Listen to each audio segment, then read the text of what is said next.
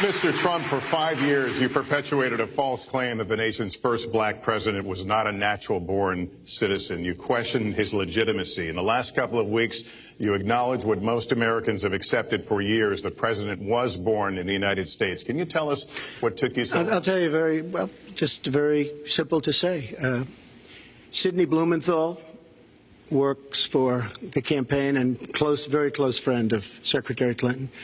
And her campaign manager, Patty Doyle, went to, during the campaign, her campaign against President Obama, fought very hard, and you can go look it up and you can check it out. And if you look at CNN this past week, Patty Solis Doyle was on Wolf Blitzer saying that this happened. Blumenthal sent McClatchy, highly respected reporter at McClatchy, to Kenya to find out about it. They were pressing it very hard. She failed to get the birth certificate. When I got involved, I didn't fail.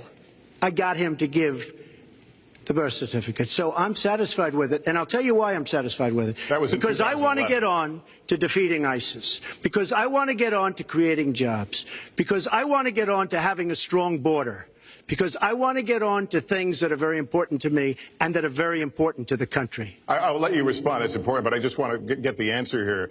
The birth certificate was produced in 2011. You continued to tell the story and question the president's legitimacy in 2012, 13, 14, 15, as recently as January. So the question is, what changed your mind? Well, nobody was pressing it. Nobody was caring much about it. I figured you'd ask the question tonight, of course, but nobody was caring much about it. But I was the one that got him to produce the birth certificate, and I think I did a good job. Secretary Clinton also fought it. I mean, you know, now everybody in mainstream is going to say, oh, that's not true. Look, it's true. Sidney Blumenthal sent a reporter. You just have to take a look at CNN last week, the interview with your former campaign manager, and she was involved. But just like she can't bring back jobs, she can't produce. I'm sorry, I'm just going to follow up, and I will let you respond to that because there's a lot there. But we're talking about racial healing in this segment. What do you say to Americans? Well, it was I say nothing. I say nothing because I was able to get him to produce it. He should have produced it a long time before. I say nothing. But let me just tell you, when you talk about healing, I think that I've developed very, very good relationships over the last little while with the African-American community. I think you can see that. And I feel that they really wanted me to come to that conclusion, and I think I did a great job and a great service, not only for the country, but even for the president, in getting him to produce his birth certificate. Secretary Clinton. Well, just listen to what you heard. And clearly, as Donald just admitted, he knew he was going to stand on this debate stage and Lester Holt was going to be asking us questions. So he tried to put the whole racist birther lie to bed. But it can't be dismissed that easily.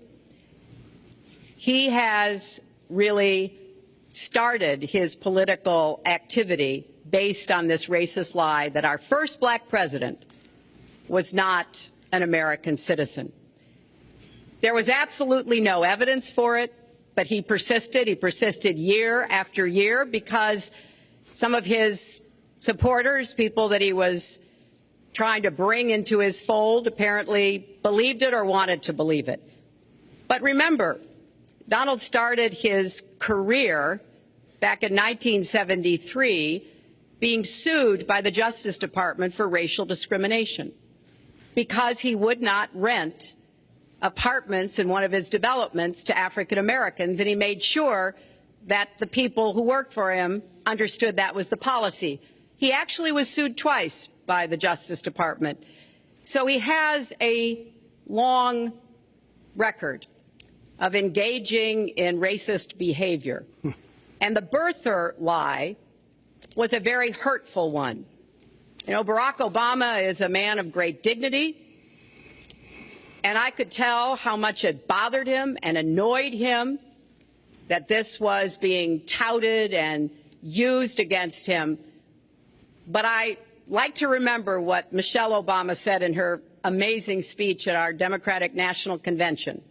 When they go low, we go high. And Barack Obama went high, despite Donald Trump's best efforts to bring him down. Mr. Trump, you can respond, then we're going to move on I to would the love next segment. to respond. First of all, I got to watch, in preparing for this, some of your debates against Barack Obama. You treated him with terrible disrespect. And I watched the way you talk now about how lovely everything is and how wonderful you are. It doesn't work that way. You were after him. You were trying to. You even sent out, or your campaign sent out, pictures of him in a certain garb, very famous pictures. I don't think you can deny that. But just last week, your campaign manager said it was true. So when you try to act holier than thou, it really doesn't work. It really doesn't. Now, as far as the lawsuit, yes, when I was very young, I went into my father's company, had a real estate company in Brooklyn and Queens, and we, along with many, many other companies throughout the country, it was a federal lawsuit, were sued. We settled the suit with no admission of guilt. It was very easy to do, but they sued many people. I notice you bring that up a lot, and I also noticed the very nasty commercials that you do on me in so many different ways, which I don't do on you. Maybe I'm trying to save the money, but frankly, I look at that and I say, isn't that amazing? Because I settled that lawsuit with no admission of guilt, but that was a lawsuit brought against many real estate firms, and it's just one of those things. I'll go on one step further. In Palm Beach, Florida, tough community, a brilliant community, a wealthy community, probably the wealthiest community there is in the world. I opened a club and really got great credit for it. No discrimination against African Americans, against Muslims, against anybody. And it's a tremendously successful club, and I'm so glad I did it. And I have been given great credit for what I did, and I'm very, very proud of it. And that's the way I feel. That is the true way I feel. Our next segment